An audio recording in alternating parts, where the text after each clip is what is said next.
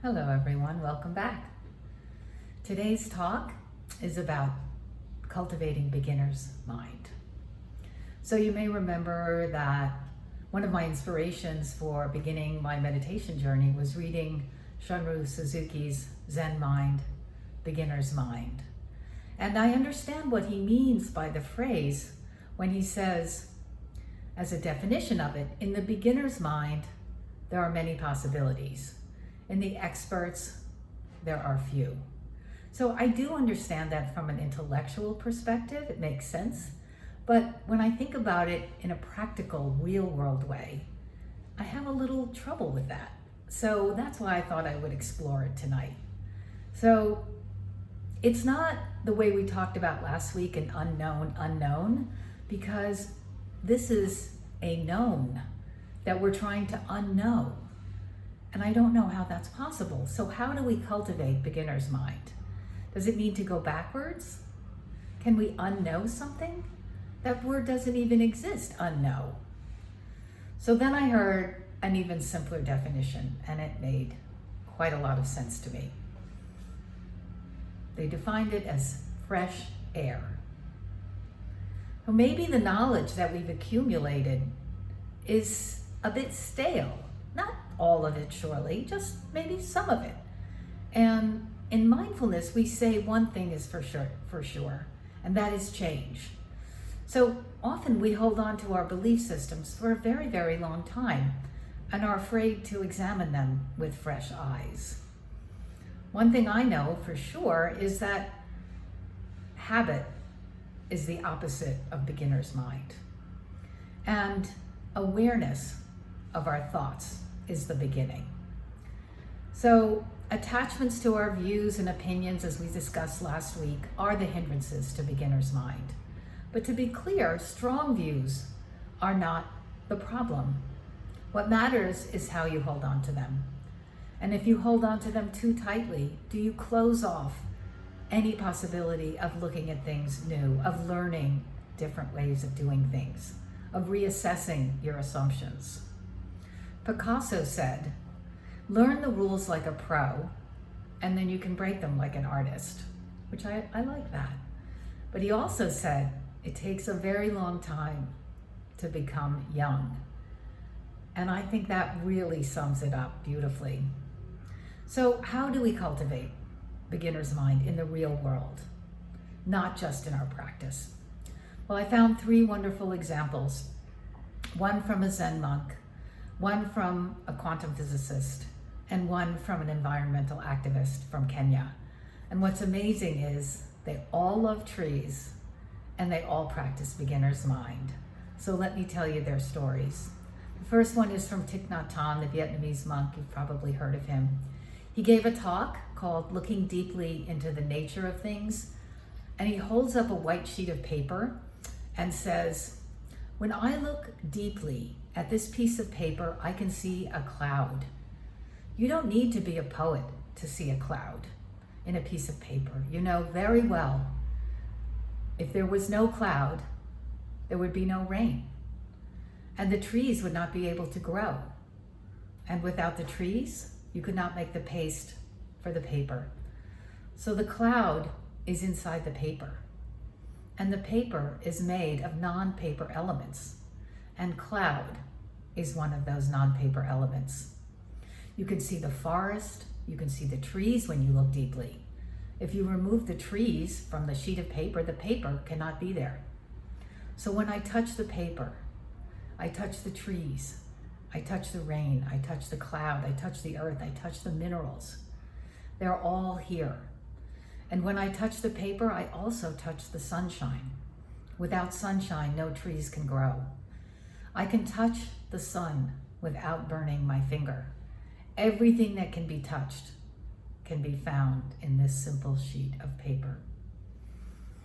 Beautifully said, no? Well, one of my other real great inspirations is a quantum physicist named Richard Feynman. And obviously I am not a physicist and I can't understand any of his formulas, but I have listened to many of his talks. And the joy with which he describes the nature of things is so magnificent. that I think if you could love a physicist that's no longer alive, then I would probably say I love Richard Feynman. So anyway, he gives a talk about trees that says very similarly that what I think Thich Nhat Hanh is expressing in his holding up a sheet of paper. And Richard Feynman says, the substance of a tree is carbon dioxide that comes from the air. People think trees come out of the ground.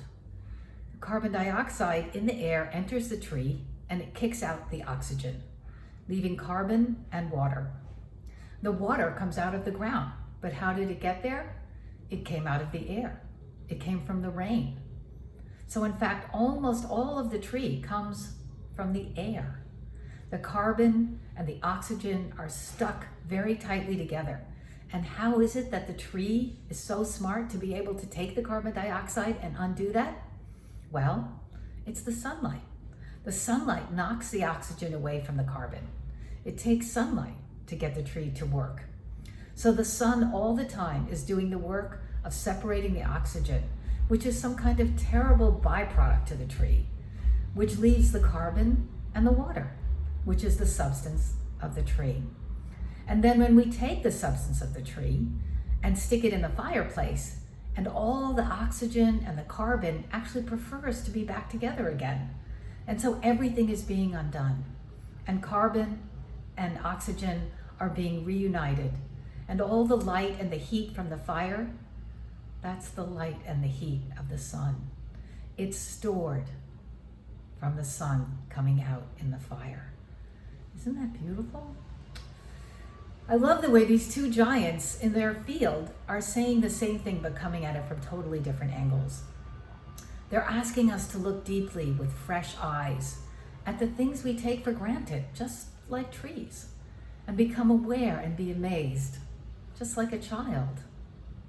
Of course, for me, my accident forced me to take a beginner's mind, so that's why I feel like I can talk about this, but I also found a wonderful other story about a woman named Wangari Maathai, who ended up winning the Nobel Peace Prize. In her culture, in Kenya, where she was born in the 1950s, girls did not go to school. But when she was 11, her mother enrolled her in a boarding school. And then through a program funded by President Kennedy, she came and studied in the United States and actually got a master's degree from the University of Pittsburgh at a time when the civil rights movements were taking place here. And so she was energized and she was able to see her land through a new light with fresh eyes. And so when she returned to Kenya, she went on and earned a PhD from the University of Nairobi. And she looked around her and she noticed how before independence, the British were ravaging the land, just erasing all of the trees so they could plant tea plantations. And in fact, after independence, the Kenyans were doing the same thing because that was their only way to make money. And she says the tree is a little bit of the future. So she made it her mission to plant 30 million trees to restore the natural balance in her country. And for that, in 2004, she was awarded the Nobel Peace Prize. So again, sometimes being able to be inspired to look at things with fresh eyes, whether it's in a small way of a tree or in the whole national country that you belong to, of planting 30 million trees, there is a way to look at things with fresh eyes. So these folks have role models to me of how to adopt a beginner's mind out of the most ordinary things. And I think there are a few ways we can bring that same awareness to our everyday lives. Here's a few little pointers just to keep in mind as we then go into some of the exercises we can do. But these are pointers to think about in both our words and our actions.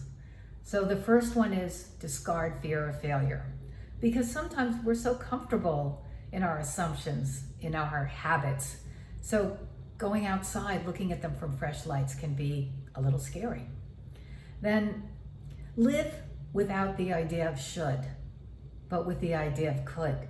Can I do this? Well, if you're not afraid, then you can. And then, as I say all the time, patience. one step at a time, brick by brick. And that patience brings perseverance. So you have to have that awareness.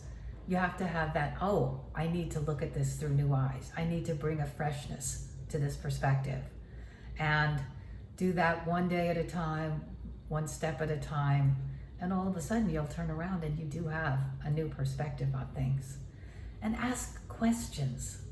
And then listen very, very carefully to the answers. Listening is a very undervalued skill in our society. So ask yourself, is this right? Is this correct? Can I look at this from a different perspective? And then hear the answers. See what comes to you. So as we discussed last week in exercises from How to Train a Wild Elephant, we can certainly continue to do those. I am going to, for a long time, be focusing on trying not to start every sentence with I want, I think, I should, and see if I can rephrase those in a different way. It's going to take a lot of mental awareness. But you can still use your non-dominant hand. You can still decide if you want to explore suffering. But two other chapters from the book that I highly recommend. And one is listening to sounds. So several times a day, stop and listen. Honestly, cultivating a listening mind and a listening heart is so valuable in so many ways. Open your hearing to 360 degrees, the author says. And as if your ears were giant radar dishes. Listen to the obvious sounds, but also listen to the subtle sounds.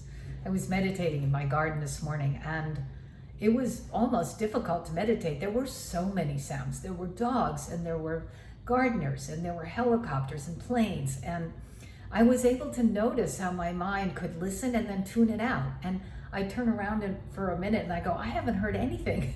And then all of a sudden the sound would come back. So you have this ability to tune things out. So listen and then see if you can tune it out. Listen to the words people are saying. Listen really intently. See if you can understand their meaning. It's a wonderful tool, listening with fresh ears. And the other, a bit more challenging, is defining and defending. She says, become aware how you define yourself and defend yourself.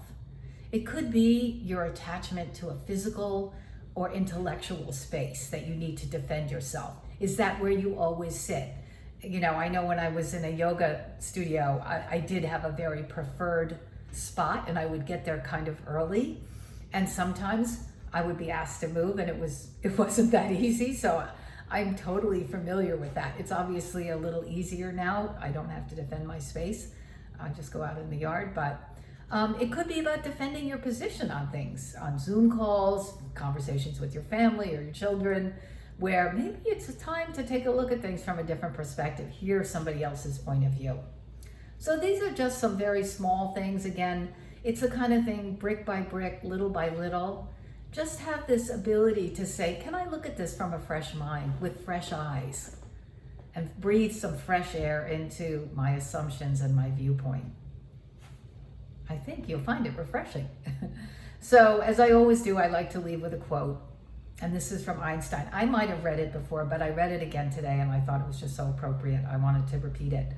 So he says, a human being is part of the whole, called by us the universe. He experiences himself, his thoughts, and feeling as something separate from the rest, a kind of optical delusion of his consciousness. This delusion is kind of a prison for us, restricting us in our personal desires and to affection for a few persons nearest to us.